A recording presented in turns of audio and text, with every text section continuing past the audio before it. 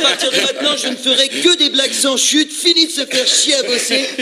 Grâce aux députés, j'ai découvert une faille juridique. Il suffit d'être un gros fils de pute et t'as le droit d'être payé à rien branler aux frais du contribuable, dis donc. Cette semaine, à l'Assemblée nationale, ils devaient voter pour modifier la Constitution.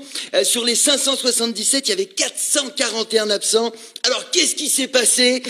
Peut-être qu'il y a eu un suicide sur la ligne 12, ils étaient tous bloqués dans le métro. Peut-être ils ont servi du caviar périmé à la cantine de l'Assemblée, ou peut-être c'est simplement des grosses merdes, on ne sait pas. Hein. En tout cas, bonne nouvelle, hein. Moi aussi j'ai fait une réforme de l'orthographe, j'ai enlevé l'accent sur le mot député, ça se prononce de pute. Hein. C'est plus facile pour se souvenir comme ça. C'est plus facile, on se souvient mieux. Hein, à partir de maintenant, il y a 577 de putes à l'Assemblée nationale. Hein. Et c'est quand même incroyable, à chaque élection, les deux putes, ils nous font chier en disant l'abstention c'est mal, gna gna gna, il y a des gens qui sont morts pour que tu aies le droit de voter, gna gna gna, citoyens, ceci des devoirs, mais qu'ils aillent sucer des ours. Les mecs, ils sont payés 12 870 € par mois pour aller voter, ils restent chez eux à se branler.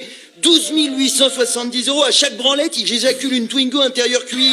Oh non, c'est scandaleux.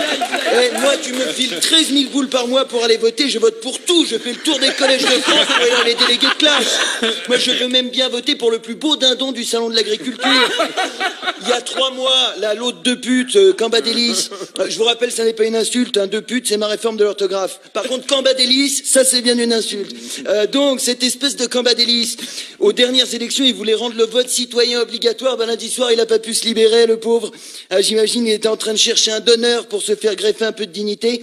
Les parlementaires, ils sont tous là quand Pamela Anderson vient parler des oies. Quand il faut modifier la Constitution, il n'y a plus personne. C'est vrai. Mais, qu'est-ce qu'il faut faire pour que les mecs viennent à l'Assemblée? Il faut faire une teinture à Barcelone et lui greffer des gros nichons. Non, ils servent à rien, les mecs, on dirait les Tampax de Vincent McDoom. Ils restent chez eux à toucher le pognon de l'État, ils sont pas fonctionnaires, ils sont chômeurs. Et après, ils viennent faire leur pleureuse en disant que les Français sont des assistés, qu'il faut restreindre les allocations chômage. Putain, mais à quel moment les mecs ont pris la confiance comme ça? On est 66 millions, ils sont 577. S'il y a baston, ça fait 114 000 contre 1, quoi. Même en admettant que Gilbert Collard soit champion départemental de karaté, on devrait s'en tirer. Non, moi, si ça tenait qu'à moi, je te foutrais tout ça sur un ferry, je le coule au large. Hein.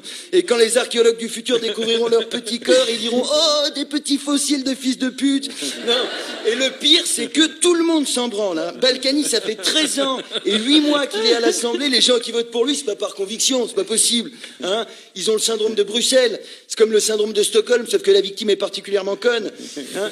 Les mecs, ils nous la mettent tellement profond, ils vont finir par nous trouver du pétrole dans le cul. Hein. D'ailleurs, c'est un bon moyen d'arrondir ces fins de mois. Je vais aller me construire un petit derrick au-dessus de l'anus et je vais aller revendre du sans-plomb sur le périph'. Hein. Et vous verrez, mon pétrole, il est comme la chronique. Raffiné. Merci d'avoir écouté. Bravo.